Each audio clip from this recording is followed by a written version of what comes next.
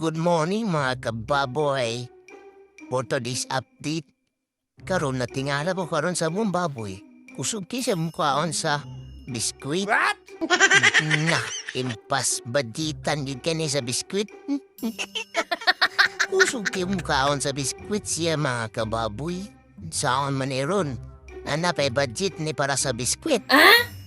Pero mukhaon magyapon siya sa iyam, pids. So, naniyon dala ni siya. Nakay biskwit, nakay pids. Ayahay ba? Duwa ka buo. Ang nangi mo may pakaon. Grasya ba ni mo babuyak ka? So, mo gini karon, duwa yang kanon. Nay biskwit, nay pids. Okay. Social kay kabundik. Go lang ah. Yan, kaya palapak sa kay naman ko'y lamok siya idol. Gilamok mo gud siya diya. Siya ram gud isa.